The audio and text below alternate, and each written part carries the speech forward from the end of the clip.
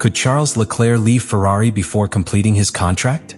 And why is Aston Martin, a team that has not even won a title, today a more attractive destination than the most legendary Scuderia in history?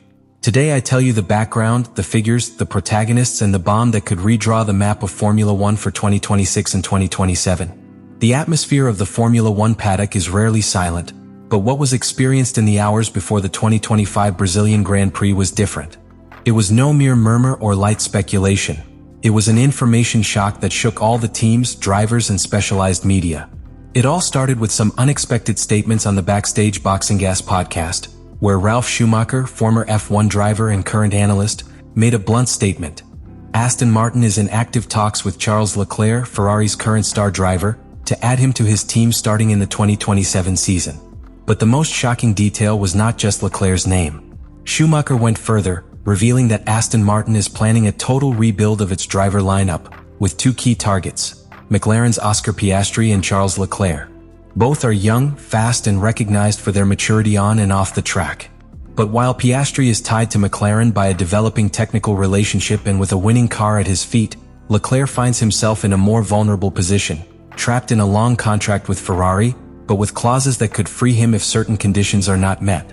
What transformed these rumors into a real crisis within the Ferrari ecosystem was the way in which they emerged. Schumacher confidently stated that talks with Piastri had already begun, and that Leclerc is a viable option if he decides to execute his exit clause. This statement was not denied by any of the teams involved, and that, in the world of Formula One, is almost a tacit confirmation.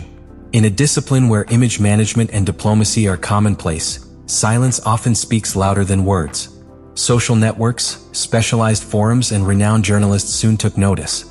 The news spread with viral speed, and what at first seemed like a personal opinion ended up being treated as a fact in the process of being formalized. Internally, Ferrari activated its media containment mechanisms. Maranello issued a standard statement, neither denying nor confirming, simply reaffirming the mutual commitment with Charles until 2029, but without any mention of the clauses that, according to Italian media such as La Gazzetta dello Sport and Corriere della Sera, would allow the Monegasque to leave if the 2026 car is not competitive. The omission was interpreted as an implicit recognition that the clause does exist. Signs also emerged from the paddock that reinforced the veracity of the rumor. Leclerc's own behavior, more reserved than usual in interviews prior to the Brazilian GP, and the absence of his manager Nicolas Todt from the Ferrari box that weekend set off the alarms even more.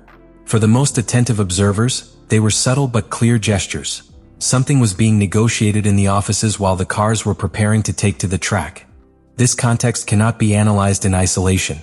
We must also consider the particular moment of the season. With Ferrari already practically out of the fight for the title, and Aston Martin redoubling its efforts to restructure its structure for the new 2026 regulations, everything indicates that this move has been brewing for months, possibly since the summer meeting between Todt and Lawrence Stroll on the coast of Sardinia.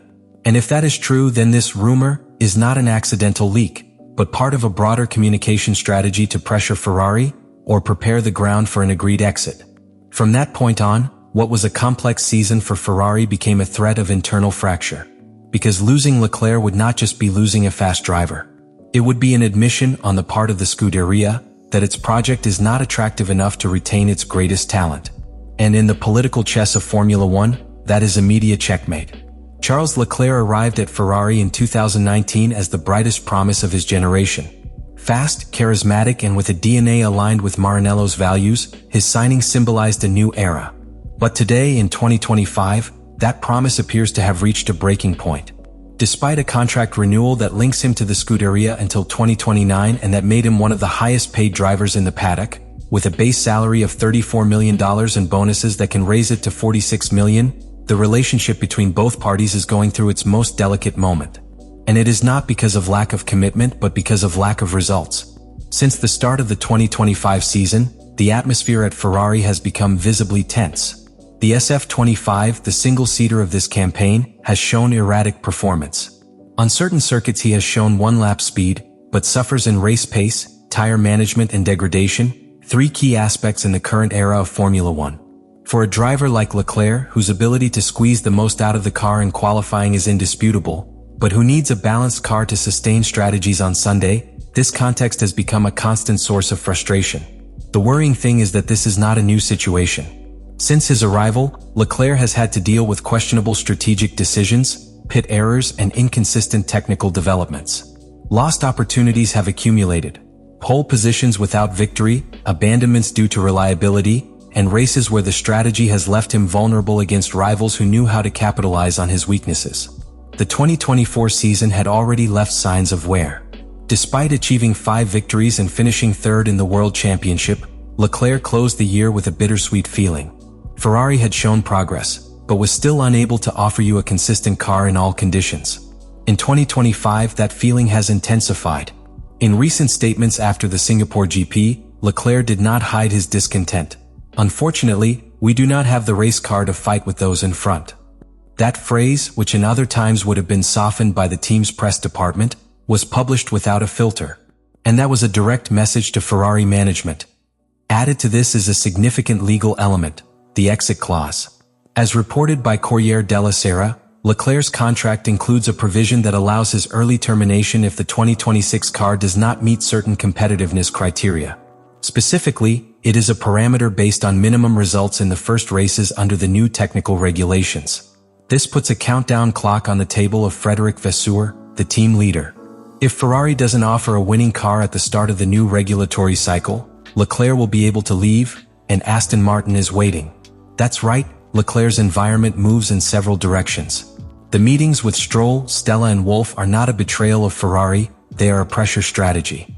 A reminder that Leclerc has options. And if Ferrari doesn't respond, someone else will. When you take a closer look at what Aston Martin is building, it becomes clear that this is not a simple mid-pack project. It is a structural and philosophical transformation with a singular objective: to win world championships.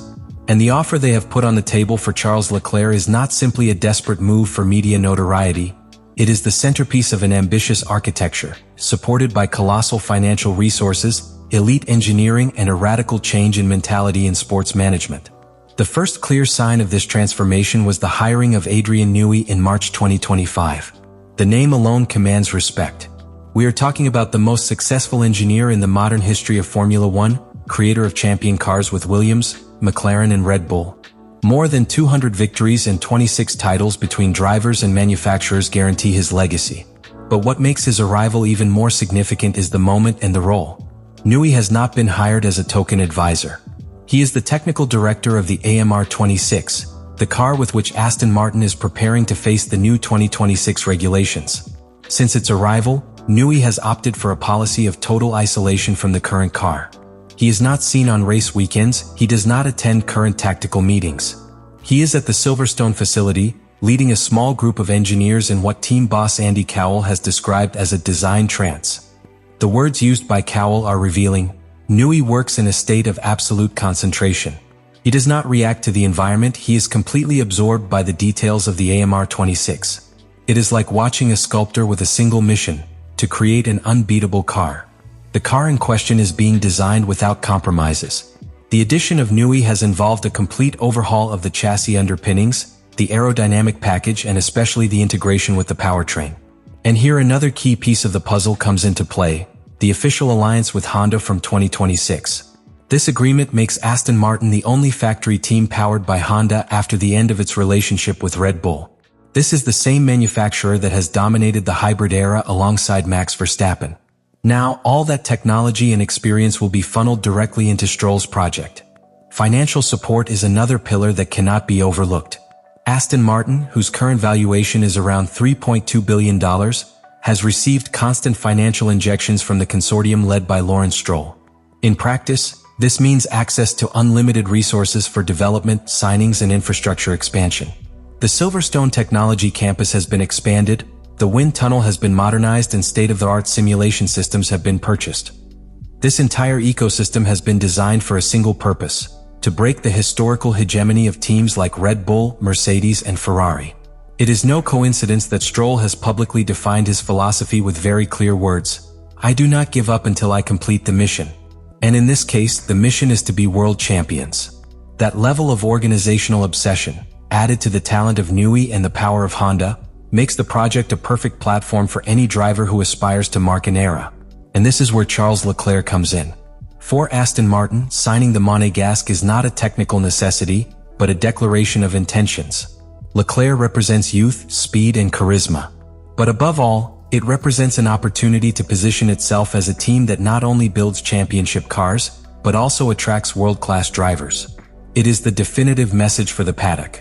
We are here to compete seriously, and our drivers are too. In contrast, Ferrari appears increasingly vulnerable. Despite its history and legacy, the Scuderia faces a real threat of losing its brightest star.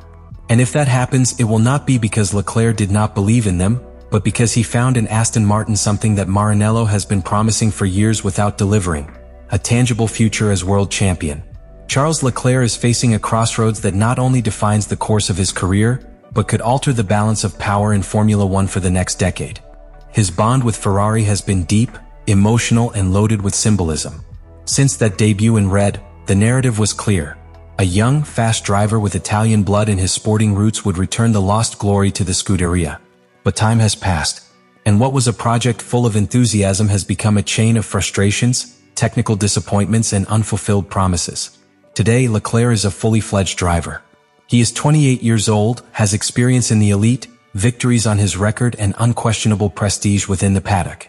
But that prestige begins to erode when titles do not come, when pole positions do not translate into victories, and when a team's strategic errors become a constant that dooms its potential race after race. In Formula One, time is a non-renewable resource.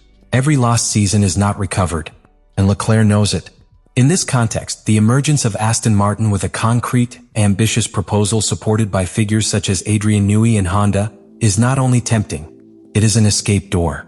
A departure towards a project that is built from scratch, but with an eye toward the top. The difference is that Ferrari continues to promise what one day could be. Aston Martin, on the other hand, is putting together what is already being done. His approach is surgical. It is not about filling headlines, but about assembling the most competitive technical package of the new era. And in that plan, Leclerc is not just another piece. He is the visible face of the next offensive. This move must also be understood within the political chess of Formula One. If Leclerc leaves Ferrari, the public perception of the Scuderia will suffer a profound blow, because he would no longer be just a driver who leaves the team. It would be a symbol that not even their greatest talents believe in the direction they are taking. It would be a brutal reflection of how history and mystique are no longer enough to retain the best if they are not accompanied by real performance. And for a team like Ferrari, whose reputation depends as much on its legacy as its competitive present, that loss would be devastating. Let me know in the comments what you think about all this.